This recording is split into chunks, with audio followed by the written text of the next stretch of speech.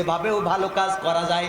প্রশ্ন করি একটা, উত্তর দেয় আর একটা। বলি ইসলামের স্তম্ভ কয়টা? কেউ কয় 7টা, কেউ কয় 8টা, একজন কয় 2টো। কলাম কি কি বলছে যে মা বাবার খেদমত করা আর বিয়ে করা। বলেন সুবহানাল্লাহ। ইসলামের স্তম্ভ 2টো, মা বাবার খেদমত করা আর বিয়ে করা। গোসলের ফরজ, বিয়ে করেছেন কত বছর? 40 বছর। গোসলের ফরজ কয়টা? বলছে 7-8টা। কি তা বলছে প্রথমে যে হাত ধুতে হবে, তারপরে কি? তারপরে কুলি করতে হবে, তারপরে কি নাকে পানি দিতে হবে, তারপরে কি মুখে পানি দিতে হবে, তারপরে কি কবজি পর্যন্ত পানি দিতে হবে, তারপরে কি মাথা মাসোয়া করতে হবে, তারপরে কি পা ধুইতে হবে। তার মধ্যে তাহলে সারা গা কি ফেরেশতারা এসে ধোয়া যাবে নাকি? ও গোসল করবে তা এই কটা ধোবে আর পা ধোবে। আর তুই যা কাম করে তুলি তাও সব কিটা ধোবে? ও আমার ভাইরা, গোসলের ফরজটাও জানে না গো এই মুসলমান। আবার বলে এমন কেন হচ্ছে? আলেমুলামারা কেন জেলখানায়? আলেমুলামারা কেন নির্যাতিত হয়?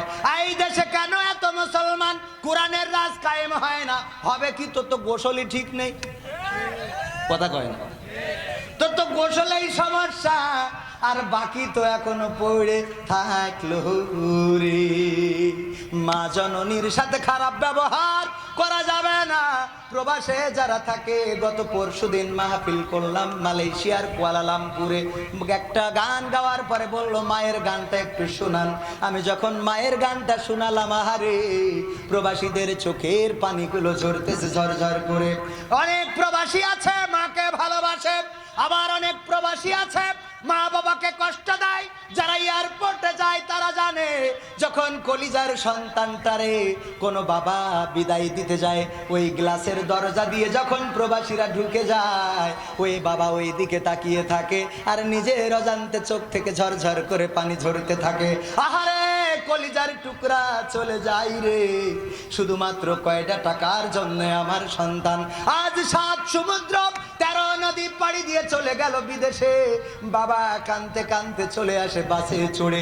যখন কোনো বিমান উড়ে যেতে দেখে, ওই দিকে তাকায় আর ভাবে এই বিমানেই বুঝি আমার খোকাটা আজকে উড়াল দিয়ে চলে গেল। মা জননী সন্তানকে বিদায় দেয়। ওগো সন্তানেরা, কোন মায়ের সাথে খারাপ ব্যবহার করো রে? কোন বাবার সাথে খারাপ ব্যবহার করো গো? মা জননী যতক্ষণ তোমাকে দেখা গেছে ওই রাস্তা দিয়ে হেঁটেছে, আর ওই রাস্তা দিয়ে তোমার দিকে তাকিয়ে থেকেছে যে তুমি বিদায় নিয়ে চলে যাচ্ছ। মা জননী সকালবেলা উঠানটা ঝাড়ু দেয়, আর মনে পড়ে আমার খোকা এই রাস্তায় হেঁটে গিয়েছিল। ওই রাস্তায় আসে আর অপলক দৃষ্টিতে তাকিয়ে থাকে, আমার সন্তান এই রাস্তা দিয়েই তো পর করে চলে গেল।